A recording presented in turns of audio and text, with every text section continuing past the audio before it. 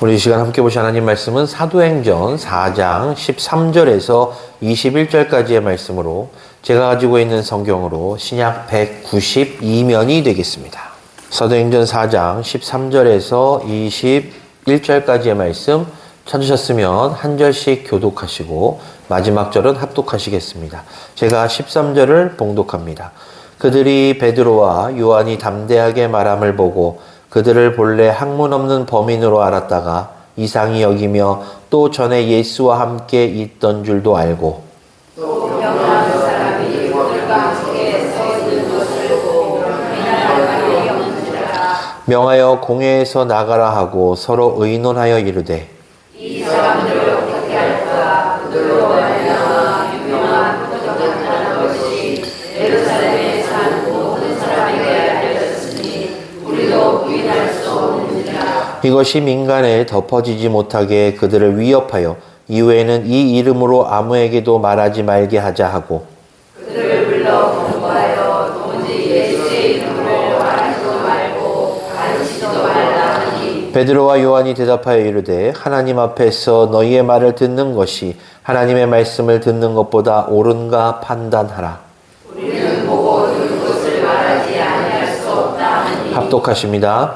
관리들이 백성들 때문에 그들을 어떻게 처벌할지 방법을 찾지 못하고 다시 위협하여 놓아 주었으니 이는 모든 사람이 그 된 일을 보고 하나님께 영광을 돌림이라. 아멘. 제가 다시 인사드립니다. 오늘도 복된 주일을 맞이하여 하나님의 전에 예배하러 나오신 우리 성도님들을 주님의 이름으로 환영합니다.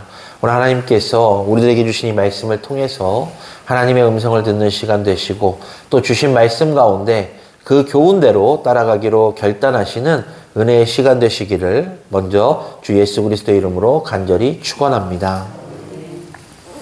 제가 설교 시간에 가끔 군대 얘기를 많이 하는데요.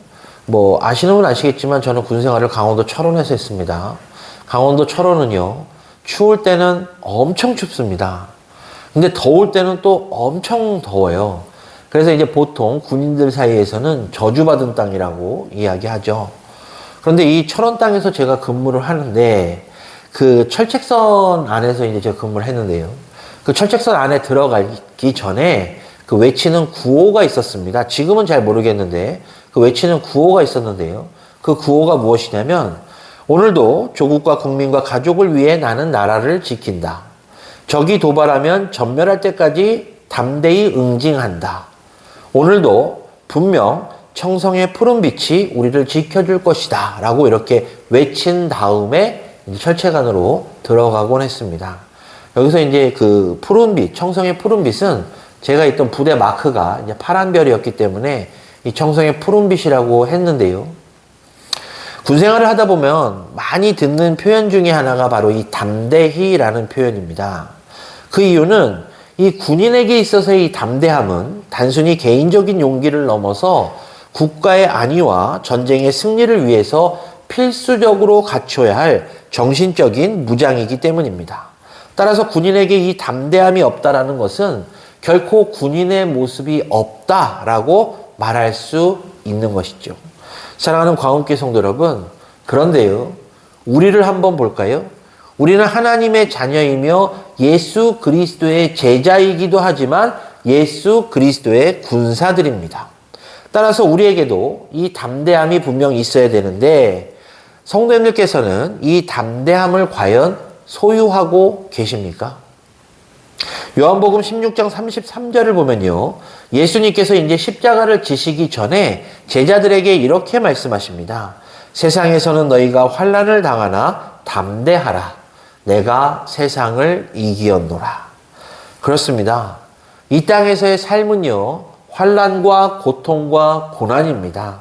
하지만 그럼에도 우리가 이 세상을 상대할 때 담대할 수 있는 이유는 바로 예수님께서 세상을 이기셨듯이 예수님을 믿는 이들에게도 세상을 이기는 승리가 있을 것이라는 믿음이 있기 때문입니다. 성도님들께서는 예수님을 믿고 과연 어느 때 담대함이 생기셨습니까? 예수님처럼 담대하라 라는 그 말씀이 나를 요동치게 하고 나의 마음을 담대하게 하지는 않으셨습니까? 혹시 세상 염려에 눌려서 제대로 신앙생활을 못하는 가운데 이 담대하라라는 예수님의 말씀을 통해서 내가 이 담대함으로 세상의 환난, 고통, 고난을 다 이길 수 있겠다라는 믿음의 확신이 있으셨을 때 내가 담대할 수 있으셨습니까? 오늘 본문을 보면요, 예수님의 당부와 같이 예수님의 제자인 베드로와 요한이 담대한 모습이 된 것을 우리들에게 보여주고 있습니다. 그들은 예수님의 죽으심과 부활을 전하다가 이제 공회원들의 눈밖에 나게 되었고 결국 공회에서 이 베드로와 요한을 호출하게 됩니다. 당시 이 공회라고 하는 곳은 유대인들에게 있어서의 최고의 권력기관이었습니다. 뿐만 아니라 그 공회에는 대제사장들과 장로들과 서기들과 관리 등, 즉 대단한 유대 사회의 최고 지도자들이 그 공회를 구성하고 있었기 때문에 공회원들끼리 마음만 먹으면 무엇이든지 자신들이 원하는 대로 다 할 수 있을 만한 막강한 권력, 힘을 가지고 있었던 곳이 바로 이 공회입니다. 그런데 그런 공회에서 베드로와 요한의 모습을 보니까 참 담대한 모습을 우리들에게 보여주고 있다는 것이죠. 당시 공회원들은요, 예수님을 전하는 제자들이 마음에 들지 않았습니다. 그래서 그들을 잡아다가 이제 처벌하려고 했는데요. 따라서 공회원들 앞에 서 있는 이 제자들의 모습은 두려움에 떠는 모습이어야 정상입니다. 우리가 고난주간 때 제가 설교 시간에 한번 말씀드린 적이 있는데요. 예수님께서 예루살렘 성에 입성하실 때 그 많은 사람들이 호산나라고 외쳤음에도 불구하고 그들이 단 며칠 사이에 변심을 해서 예수 그리스도를 죽여라, 끌어내어 매달라 라고 외친 이유가 무엇입니까? 그들의 눈에 보인 예수 그리스도는 만왕의 왕이 아니라 한낱 법정에 서 있는 초라한 모습이었기 때문입니다. 그렇기 때문에 이 오늘 본문에 보면 공회원들 앞에 서 있는 제자들의 모습 역시 어찌 보면 큰 권력 앞에 서 있는 초라한 모습이 정상임에도 불구하고 그들의 모습은 초라해 보이지 않았다라는 것입니다. 이 제자들의 모습은요, 절대 고양이 앞에 쥐와 같이 겁먹은 자의 모습이 아니었습니다. 아니, 도리어 담대하게 예수를 증거하는 사자와도 같은 모습을 우리들에게 보여주고 있습니다. 따라서 오늘 이 시간에는요, 공회 앞에서 담대하게 외치는 이 제자들의 모습을 보면서 그 담대함이 우리의 마음속에 임함으로 우리도 제자들과 같이 세상을 담대히 대할 수 있는 결단의 시간이 되시기를 먼저 주님의 이름으로 간절히 축원합니다. 자, 먼저 이 말씀을 보면요, 첫 번째로 예수님에 대한 믿음의 확신이 있을 때 세상에 대해서 담대할 수 있음을 알게 됩니다. 공회원들이요, 이제 제자들을 잡아온 이유가 2절에 나오고 있는데 그 2절을 근거해서 제가 말씀드리자면 제자들이 예수님의 죽음과 부활을 사람들에게 가르치는 것을 공회원들이 싫어했기 때문이고, 또 4절을 보면 그 4절을 근거해서 말씀드리자면 제자들로 인해서 예수를 믿는 사람들이 점점 늘어났기 때문입니다. 그렇기 때문에 이 사람들이 제자들의 말을 듣고 예수님을 믿었는데 그 숫자가 어느 정도였냐? 5,000명이 넘어갔던 것입니다. 물론 거기에 기록되어 있지 않은 여성이나 아이들까지 합하면 엄청난 인원의 숫자들이 이제 예수를 믿기 시작하는 것이에요. 그러다 보니까 이 공회원들이 어떻게 생각했나? 이 예수의 제자라는 사람들이 이 정통 유대 공동체를 흔들고 있구나. 정통 유대 공동체의 지도력을 회방한다라고 생각했기 때문에, 그래서 7절을 보면 공회원들이 제자들에게 이렇게 말합니다. 너희가 무슨 권세와 누구의 이름으로 이 일을 행하였느냐? 그런데 우리는 이 문장을 가만히 생각해 봐야 되는데요. 이 질문이 그냥 질문에서 끝나는 것이 아니라는 것이죠. 왜 너희들이 우리의 권위와 통제 안에 임하지 않고 있느냐라는 질책의 의미도 된다는 것입니다. 왜냐면요. 당시 공회원들은 자신들이 하나님의 권세를 갖고 있다라고 생각했기 때문입니다. 그들만이 하나님의 말씀을 제대로 가르칠 수 있고 그들 말대로 유대 사회를 통제하고 이끌어가는 것이 바로 그들이라고 생각했기 때문에 이 예수의 제자들조차도 자신들의 통제하에 있기를 원했던 것입니다. 그런데 제자들이요. 그런 공회원들의 허락도 없이 예수의 이름을 막 전파하기 시작합니다. 그러다 보니까 공회원들은 이 예수의 제자들이 우리 유대 공동체를 회방하고 흔들고 우리들의 지도력까지 밑보고 있구나 라는 생각이 들어서 이 두 사람을 이제 부르게 된 것입니다. 그런데요, 이 예수님의 제자 가운데 베드로가 오늘 공회원들의 말을 듣고 이렇게 말합니다. 10절을 봅니다. 너희가 십자가에 못 박고 하나님이 죽은 자 가운데서 살리신 나사렛 예수 그리스도의 이름으로 이 사람이 건강하게 되어 너희 앞에 섰느니라. 자, 베드로와 요한이요, 성전 미문 앞에서 구걸하고 있던 태어나면서부터 걷지 못하던 사람을 고쳐주었는데 바로 그 일이 예수 그리스도의 이름으로 이루어진 일이라고 명확하게 말하고 있는 것입니다. 뿐만 아니라 이 제자들은 한술 더 떠서 예수 그리스도의 이름은 병자를 고칠 뿐만 아니라 바로 하나님께서 예수 그리스도 이름 외에는 천하 중에 구원을 받을 만한 다른 이름을 우리에게 주신 일이 절대 없다라고 공포까지 합니다. 제자들은 공회원들 앞에 있었지만 전혀 주눅들지 않고 예수 그리스도만이 바로 우리의 구세주다라고 선포하고 있는 것입니다. 사랑하는 광업교 성도 여러분, 그런데 우리가 이 제자들의 모습을 조금 더 깊게 들어가 보고자 합니다. 이 제자들이 원래부터 이렇게 담대한 사람이었냐? 그렇지 않습니다. 성경을 보면 이 제자들은 처음부터 담대했던 사람들이 아니에요.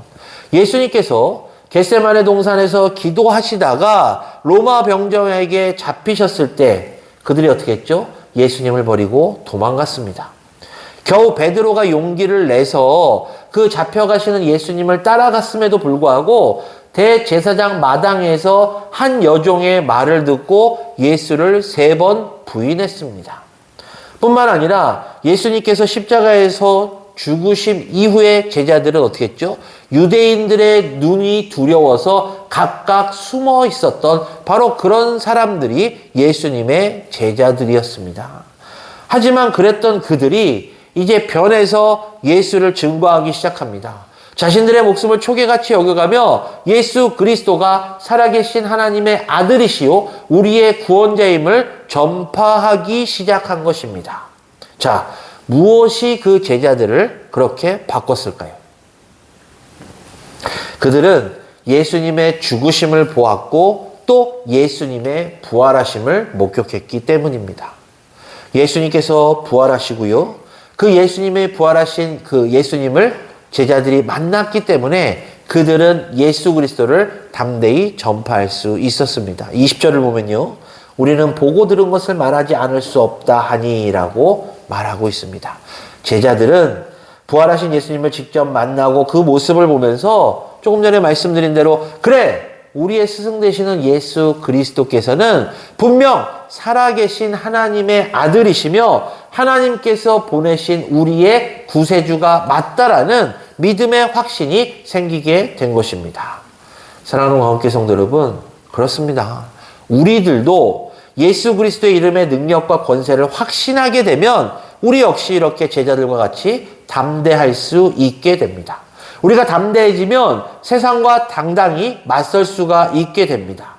우리가요, 예수 그리스도의 이름의 능력과 권세를 담대히 전할 때 비로소 우리도 제자들과 같이 주는 살아계신 하나님의 아들이시며 우리를 구원하신 구세주입니다 라는 이 믿음의 고백이 우리들의 입에서 나오게 될 것입니다.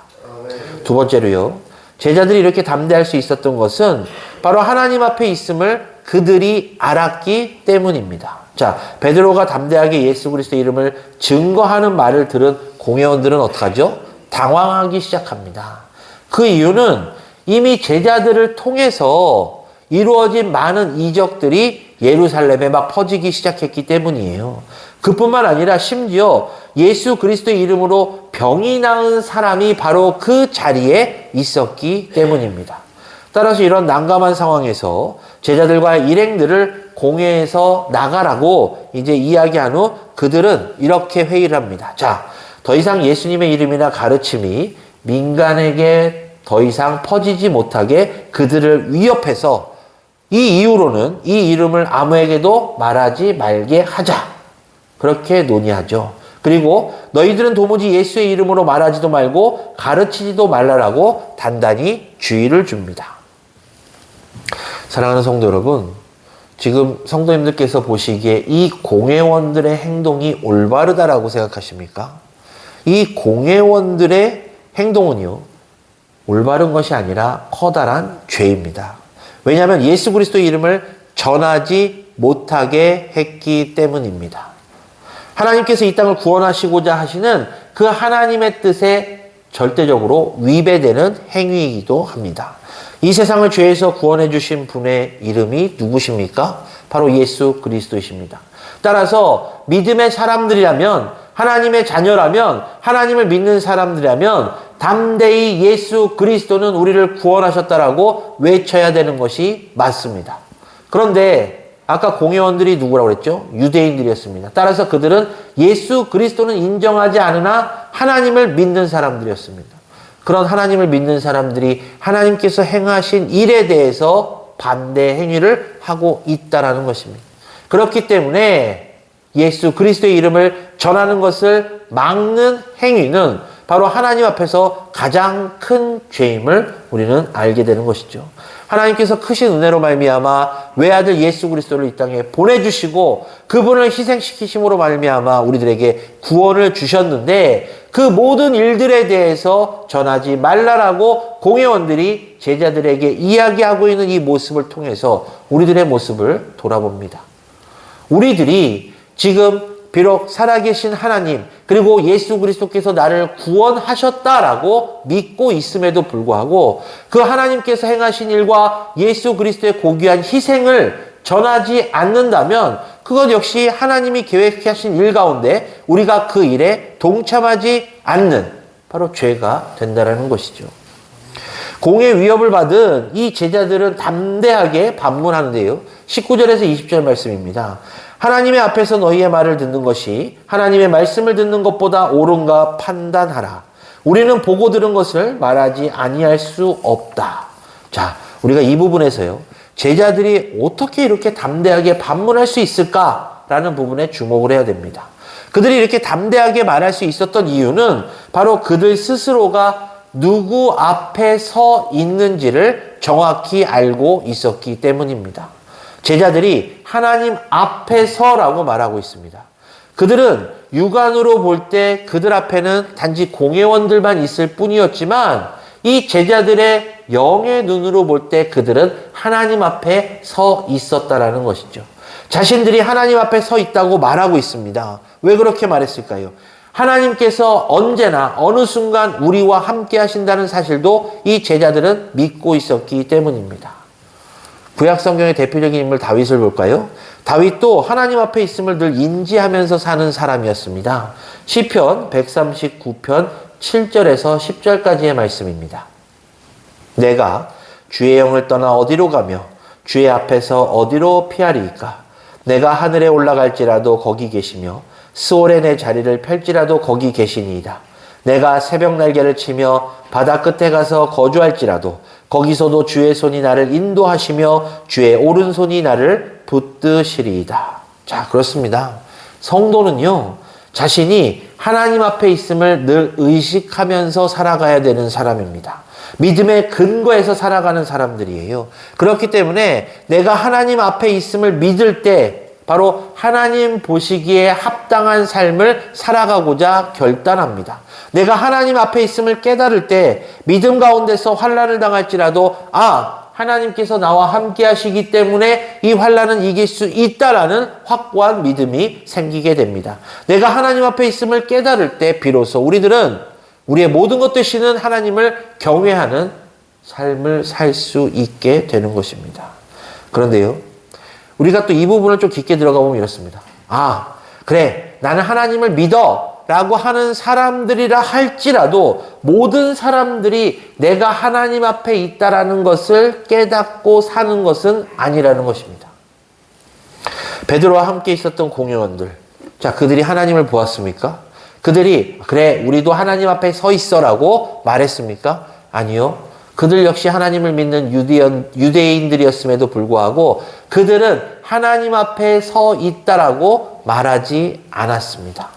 사랑하는 광옥교회 성도 여러분, 오늘날이요, 세상 사람들은 그들이 하나님 앞에 있음을 깨닫지 못하고 전혀 신경 쓰지 않고 자신들의 주관대로, 자신들의 판단대로 살아갑니다.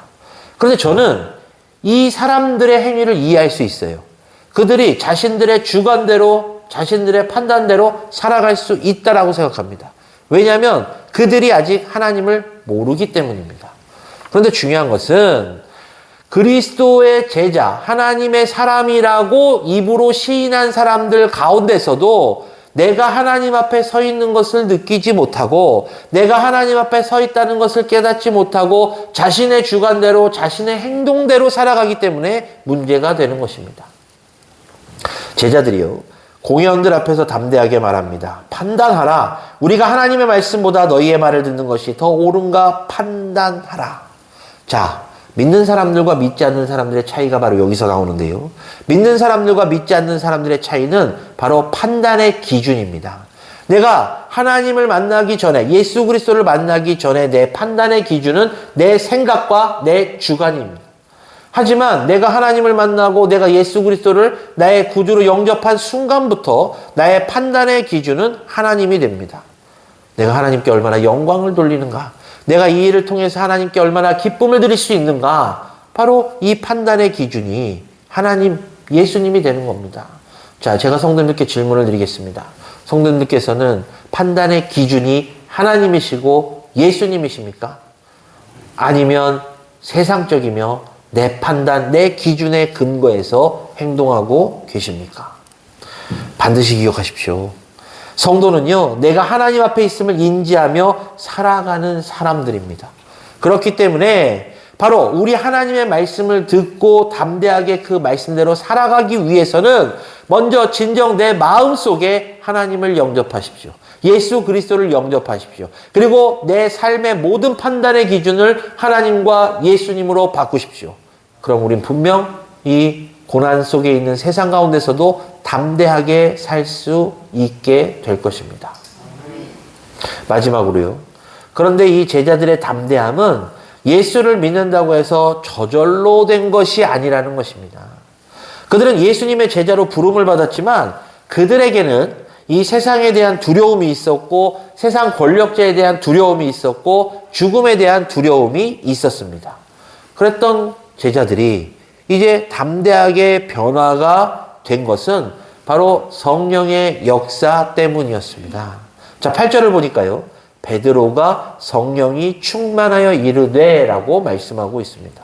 베드로가 공회 앞에 섰을 때 이 베드로와 요한, 즉 제자들은요, 성령이 충만한 상태였습니다. 따라서 그들은 예수 그리스도의 이름도 담대하게 선포할 수 있었던 것입니다.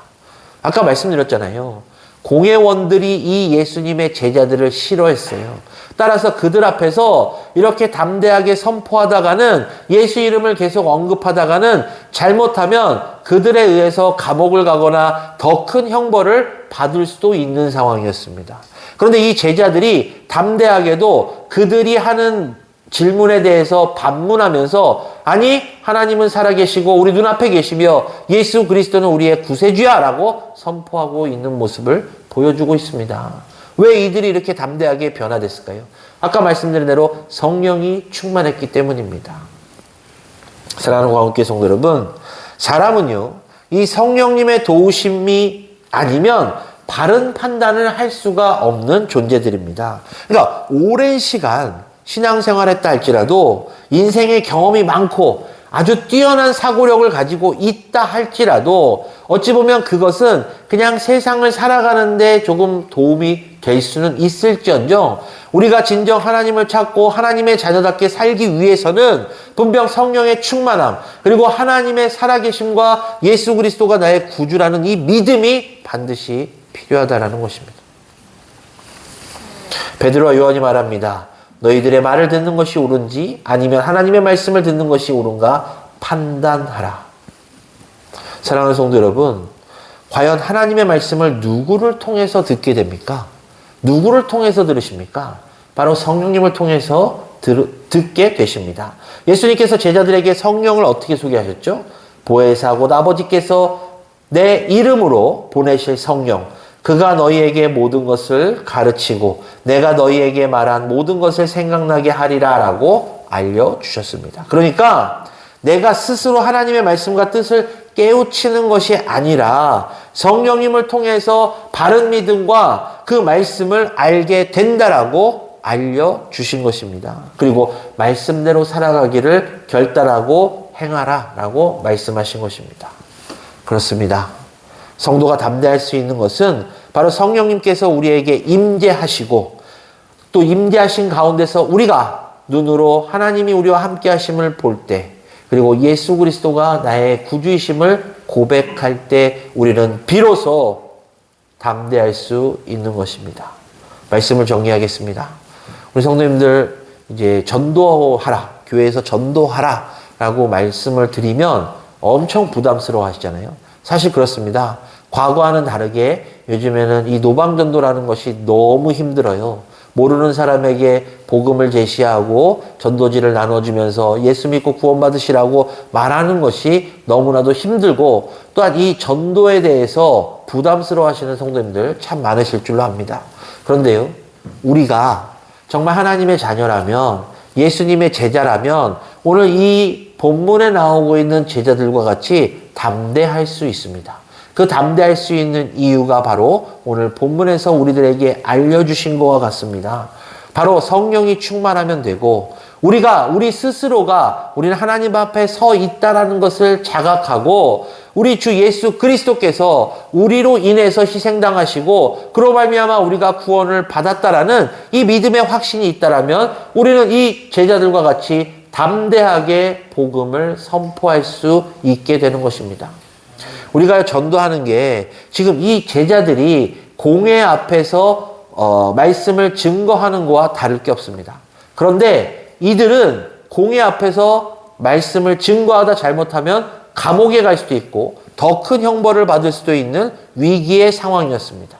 그런데 우리가 이 길에서 복음을 증거한다라고 해서 우리는 감옥에 가지 않습니다. 우리는 큰 형벌을 당하지도 않아요. 그렇다면 어떤 상황이 더 힘들고 어려운 상황입니까? 바로 이 제자들이었습니다. 그럼에도 불구하고 이 제자들이 담대히 복음을 증거할 수 있었던 것은 바로 그들이 믿었기 때문입니다. 저는 이 제자들의 믿음이 바로 이 자리에 계신 우리 성도님들의 믿음이 되기를 간절한 마음으로 축원합니다. 우리도 담대할 수 있습니다. 우리도 이 제자들과 같이 담대하게 선포할 수 있고 담대하게 복음을 증거할 수 있습니다.